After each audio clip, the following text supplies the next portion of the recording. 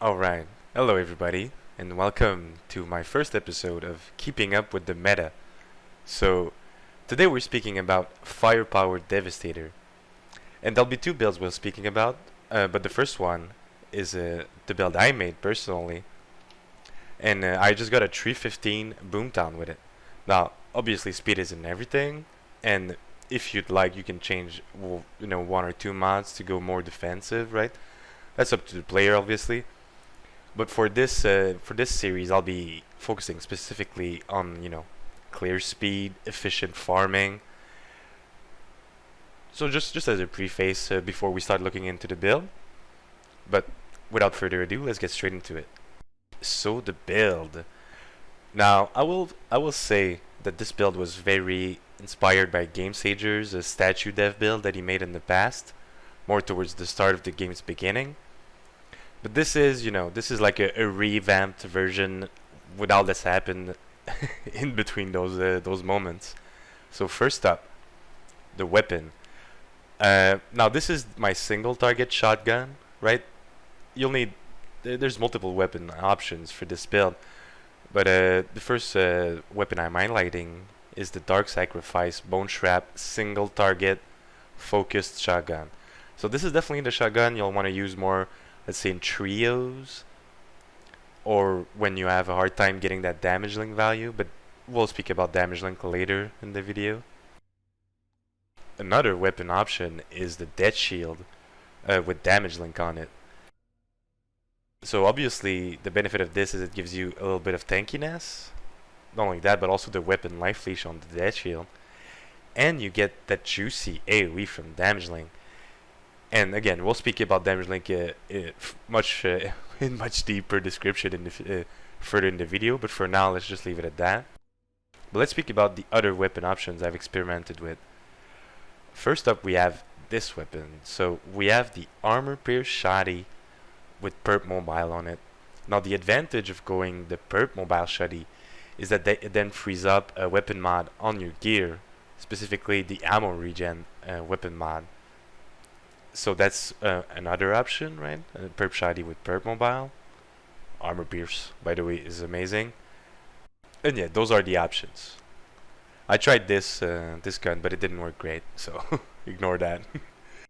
And also, as a backup, right? Because automatic shotguns use the same ammo, right? So having two automatic shotguns is not necessarily favorable for casual play, and you might have problems keeping up your ammo. So an option as a backup is a Golem's Limb with Armor Pierce on it as well. The Golem's Limb comes with Armor Pierce, obviously, and Bone Trap. So two great mods, and it's a palm shoddy. So definitely a great backup for when you run out of ammo and need to swap. So now that we've looked at all the weapon options, let's look at the armor. So we're running the statue set. And now I'm gonna be forced to speak about the statue set a bit here to explain the history of it. So basically, in the past, it was broken as it always worked, right? You activated it once and it will work forever, even if you remove the set. Now they did fix that bug, but by fixing that bug, they introduced a new one where statue is inconsistent, to say the least. From the testing that other people have done, it seems that you lose the benefit of statue set when you get staggered. So that's something to keep in mind, and also a big reason for our skill choices, right? You'll notice I'm using both Tremor and Golem, while in the past that would have been a mistake. Now with statue in its current state, and also a weapon, an armor mod right here, Power of the Stones, that gives us more damage when using Tremor, right? For these two reasons, we're using both Golem and Tremor to reactivate statue. Alright, let's look into the mods, and we'll speak about the skills a bit later, by the way, and the class tree. So looking at the mods on the gear, I'm using Captain Hunter because Captain Hunter is one of the best mods in the game. It's a free global damage multiplier on elites, which is usually where every build needs more damage.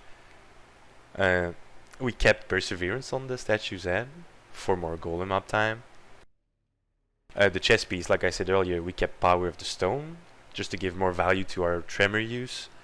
and Tainted Blood. Now, the reason you'll see I use bleed modifier damage is because bleed modifiers are global damage multipliers, which work in coordination with damage link, right? I'll explain about it a bit later in the video. But yeah, damage link and global damage modifiers are kind of a great combo, an amazing combo. So I'm using Tainted Blood as a global damage modifier. Then I'm using Vamp Mag. This is purely if I'm using the no perp mobile variant, right? Because if you use the perp mobile variant, then you can have this mod be, you can use Kingslayer, crit stack, depending on how you feel on your crit ability with a shoddy, or even a sharp eye if you don't mind aiming in, or there's a lot of options here that are all valuable. I wouldn't recommend buckshot shells because from my testing it seems very low in firepower damage gain from buckshot shells, so personally I wouldn't recommend it, but if you want to use it, it's up to you ultimately. Personal space, because since it got buffed, it now gives a pretty massive amount of damage. Now don't get me wrong, this isn't a global damage modifier like let's say the bleed modifier, because it just gets added on top of your close range weapon damage, which you already have through your gear and through your skill tree. But still, 25% is nothing to scoff at, so we're using it for sure. Next up we got Golem of Death. Now this is our Golem upkeep, I should say rather, mod. Bloodlust, because I don't like aiming in, so I use Bloodlust. But if you don't mind aiming in with a shoddy, Sharp Eye is very, very valid choice. More global damage bleed modifier, because like I said earlier, the synergy with damage link and global damage modifiers is amazing. And bleeding impulses or bleed applier, right? You keep Golem up, applies bleed on a 10-meter radius, which is surprisingly large. Only on a 2-second frequency though, so you will need to, especially if you use Vamp Mag, you will need to adjust your gameplay style a bit, maybe wait a second to let bleed apply so you don't run out of ammo. But yeah, that's the armor mods. Now for the skill tree choices, let me explain the skill choices. So Golem isn't valuable for this build, I'm gonna be honest, because not only is it the source of your bleed, source of your damage with statue, it's also the source of your survivability with the ridiculous damage mitigation it grants. So definitely like the key ability of this mod. Tremor is more like the backup. You get staggered while Golem is still up. You feel like your damage is lower than it should be because statue is bugged, like I spoke about earlier.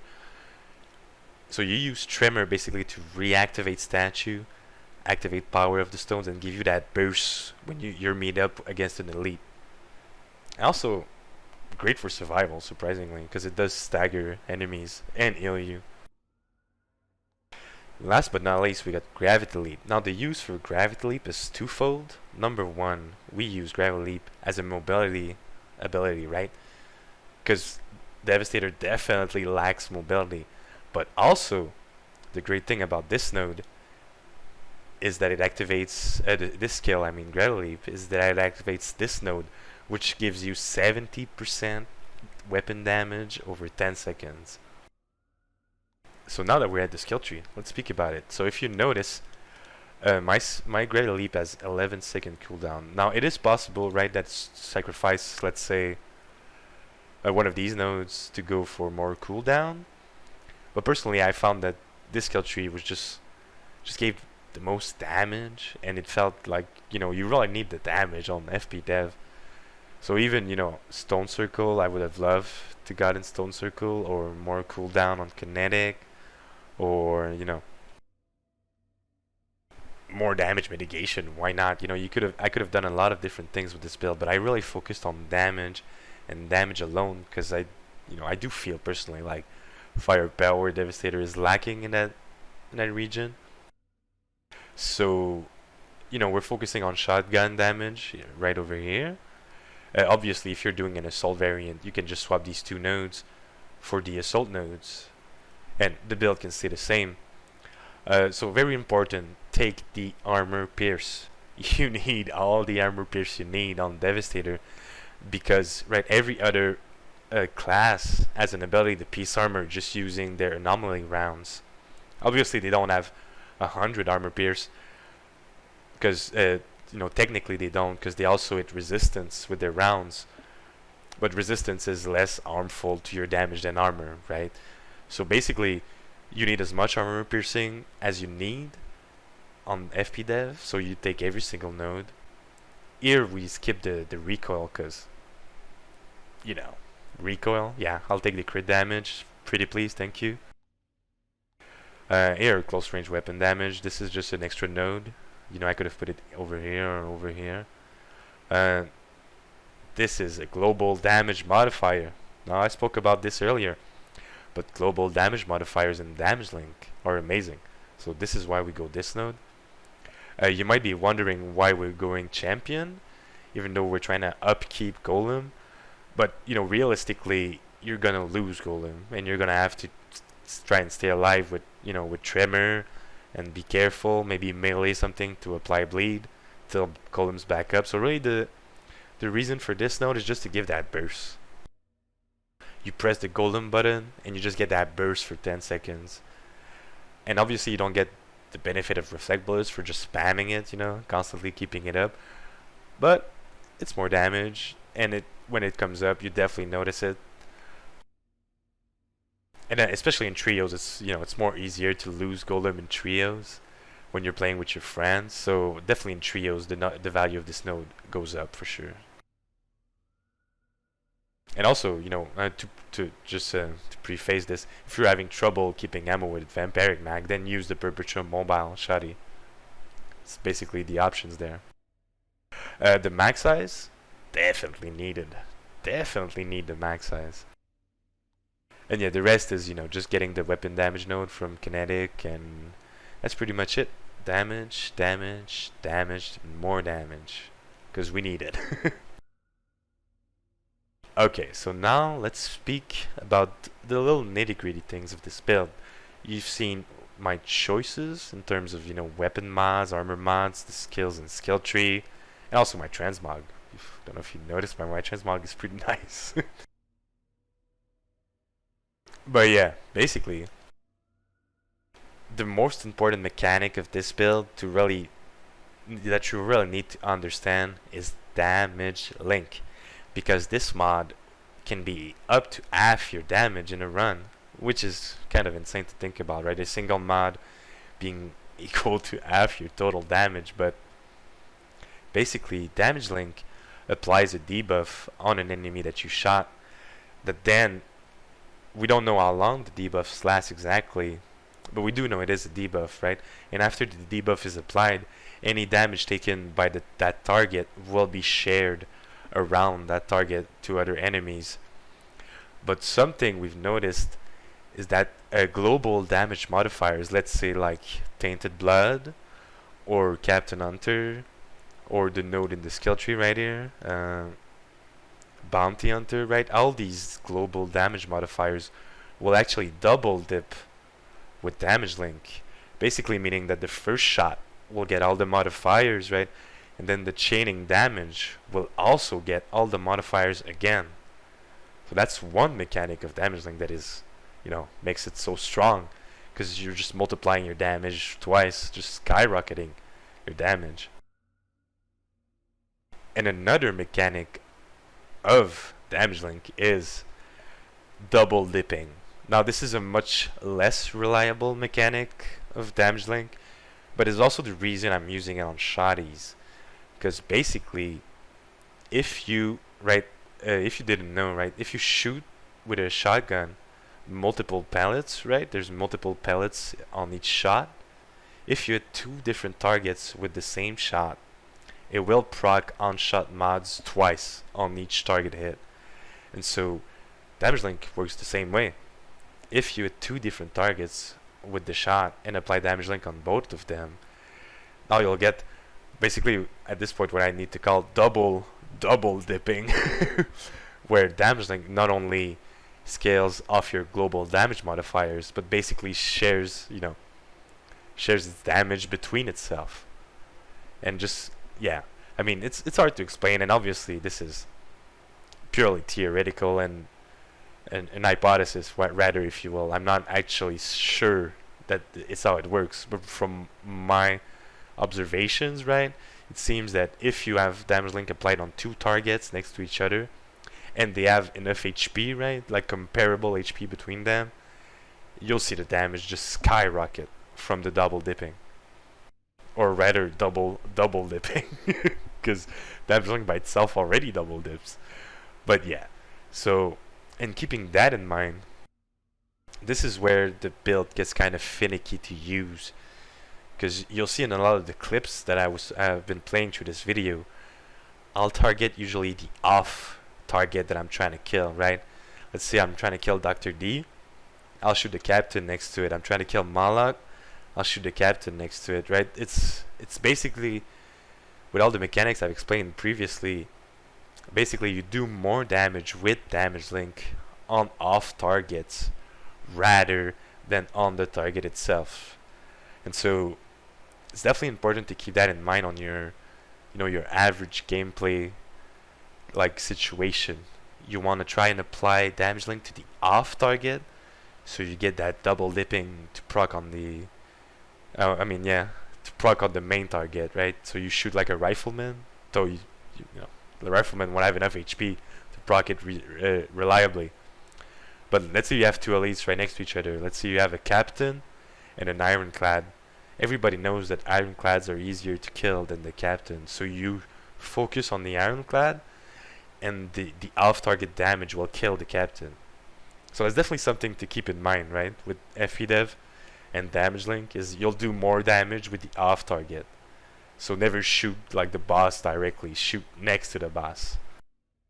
And yeah, that's pretty much it. There's a couple more things like managing your ammo correctly with bleeding impulse. If you're using vamp mag, right, you'll need to be careful because you can easily lose ammo. I definitely recommend using a pump shoddy backup on casual gameplay, because if you lose ammo on the main gun, that's a very painful very painful situation. And yeah, personally what I did for my Boomtown, the Boomtown record I used the perp mobile shoddy, and I replaced my vent mag with crit stack personally, because I did find like I was hitting a surprisingly good amount of crits. Now whether crit stack or Kingslayer, I'm still on the fence about it, but I did enjoy the crit stack gameplay, I can confirm. And so I hope you enjoyed this build. Now we'll speak a bit about the death-proof build. Now we'll speak really quickly about the death-proof build, because I feel I needed to mention it, because it is very, very comparable in damage output. The only reason I prefer this build to the death-proof version, right, is I don't like Boulder Dash. So if you don't mind using Boulder Dash personally, right, or even you like using Boulder Dash, you can do a very similar build just using the death-proof set, basically. I'd recommend not using bleed damage though, because you don't really have a reliable way to apply bleed damage. And so basically, you do something like this, right? Boulder Dash, Graveler Leap, Reflect Bullets on the death-proof set. And you can just proc Reflect Bullets to proc that champion node.